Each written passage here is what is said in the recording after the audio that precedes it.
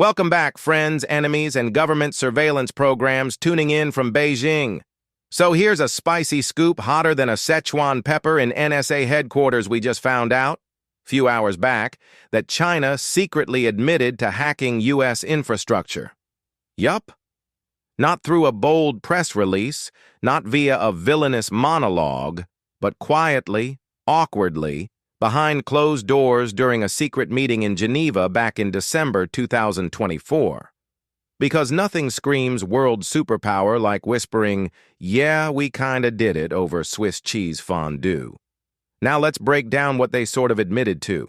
The Chinese hacker group, known as Volt Typhoon, had been living rent-free inside U.S. critical infrastructure systems for years. We're talking energy grids, transportation networks, communication lines, and water facilities. Basically everything except your Spotify playlist. This wasn't just a one-time heist. It was a long, cozy infiltration that started before 2023, and the hackers were so stealthy they didn't even need new tools. They used a strategy called living off the land, meaning they used legitimate built-in system functions to avoid detection. It's like robbing a house using only the furniture already inside. The breach was officially discovered in May 2023 when Microsoft and U.S. intelligence agencies shouted, Guys! Someone's been poking around in our digital plumbing." It was alarming, not just because of what they accessed, but because of what it implied. U.S. officials saw this as pre-positioning for sabotage in the event of a future conflict, particularly over Taiwan. You know, just in case democracy gets too spicy in the Pacific. At the time, China's response was a classic: deny everything. Hack? Us? Never.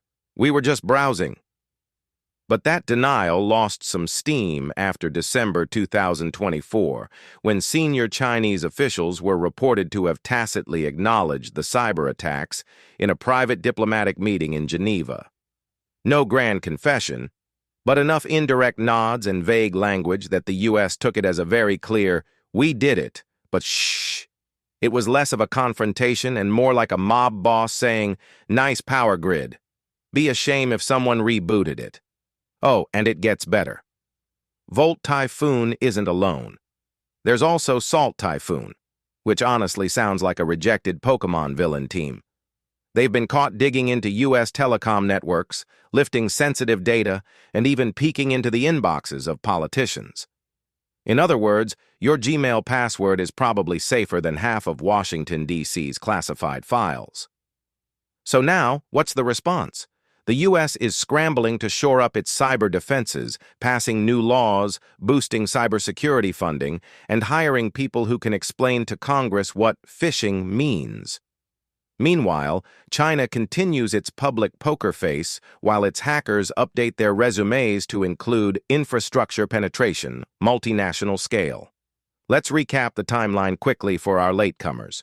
Pre-2023. Volt Typhoon silently infiltrates U.S. infrastructure. May 2023. The U.S. publicly identifies the hacks. December 2024. China privately admits involvement in a secret Geneva meeting. April 2025. The public finally finds out about the admission. Cue global side-eye. This story isn't just about hacking. It's about the future of warfare. It's not missiles anymore. It's malware. Not tanks, but terminals. The Cold War has gone digital, and it turns out the firewall is our front line.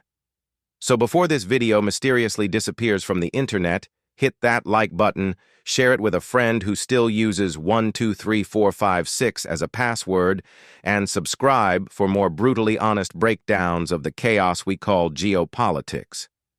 And if you suddenly lose Wi-Fi while watching this, it wasn't me. Probably just Volt Typhoon running diagnostics.